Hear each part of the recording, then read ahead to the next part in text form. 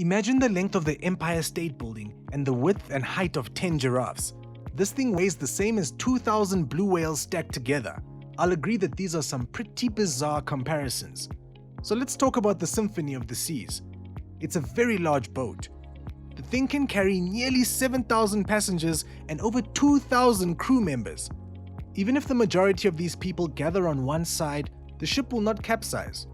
It doesn't stop people from worrying that such a large ship will capsize at some point. Look at how tall and how narrow it is. What these people don't realize is that a cruise ship can roll to nearly 60 degrees before tipping over. Furthermore, cruise ships are designed to withstand 50-foot waves. However, such large waves are uncommon, and a typical ship is unlikely to encounter one during its career. Cruise ships are well prepared for any bad weather Mother Nature may throw at them. During hurricane season, they're built to withstand even the most severe storms. Before construction, experts create a ship-scale model and run it through various extreme weather simulations. This allows them to test how the future full-size vehicle will react in various scenarios. For example, take a look at the Royal Caribbean's Anthem of the Seas, a massive ship that can accommodate 4,000 people. The ship was sailing from the New York City area to Port Canaveral when it encountered the storm and sailed straight into it. But today's question is how cruise ships manage to stay afloat even in rough waters.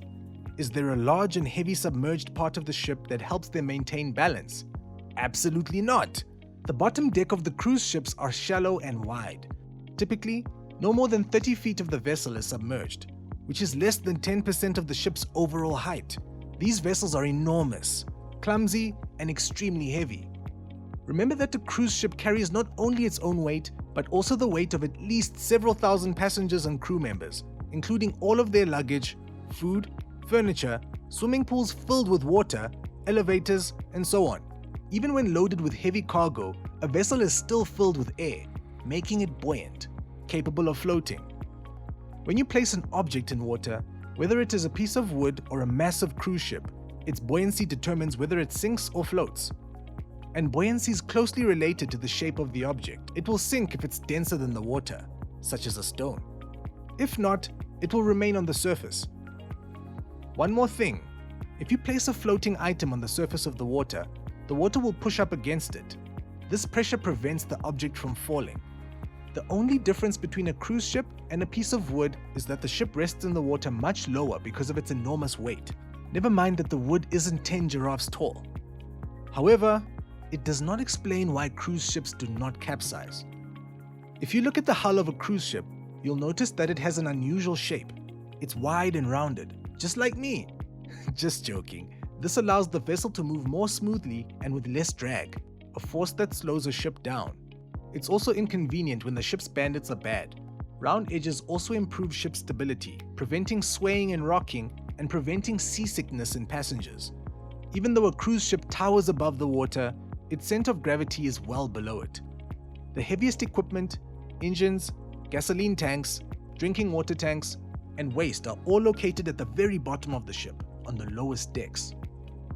Not only that, but among these bulky tanks and containers are ballast tanks, which are critical for the ship's balance. They hold water that can be pumped from either side of the ship. It helps to keep the ship balanced, counter the waves, and reduce rocking in the event of an emergency or rough seas. Ballast tanks are common on large cruise ships. As a result, buoyancy, a low center of gravity, and ballast helps to keep the cruise ship stable. But there is one natural phenomenon that can still endanger this vessel, and it isn't wind. Surprisingly, experts claim that no wind is strong enough to cause a ship to capsize. Rogue waves are the danger I'm referring to. These are the waves that can be twice the height of others and can come from any direction. They appear out of nowhere, and no one knows when or where they will appear.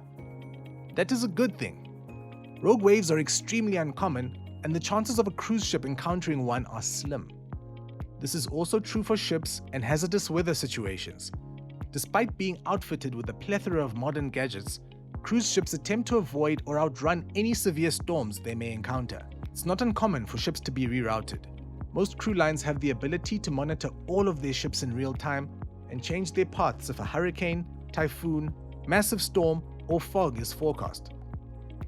Itineraries on cruise ships can also be changed. If the sea is too rough, a ship may skip a city entirely, dock at a different port, or arrive several hours later than scheduled. However, if your ship has not avoided bad weather, follow the captain's instructions. The crew will most likely cover the floors with non-slip mats and warn you to walk carefully.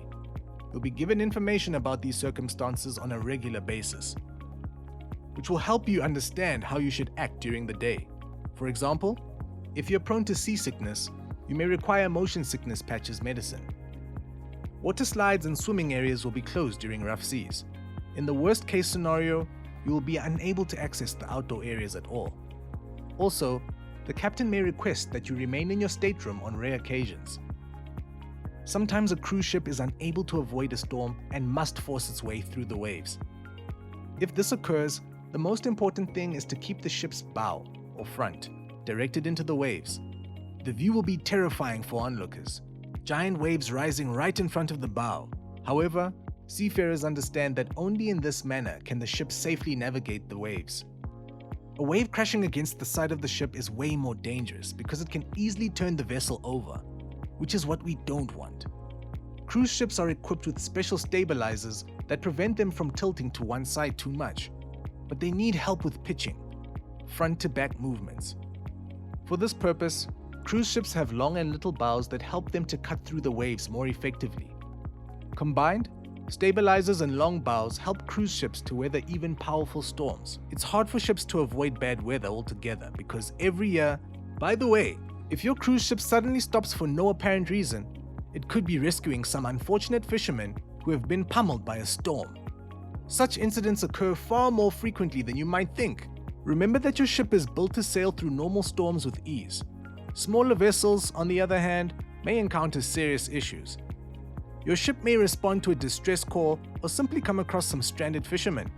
In any case, cruise ship crews are especially trained to handle all types of rescue operations. If you learned something new today, please like and share this video with a friend. Here are some more videos that I think you'll appreciate.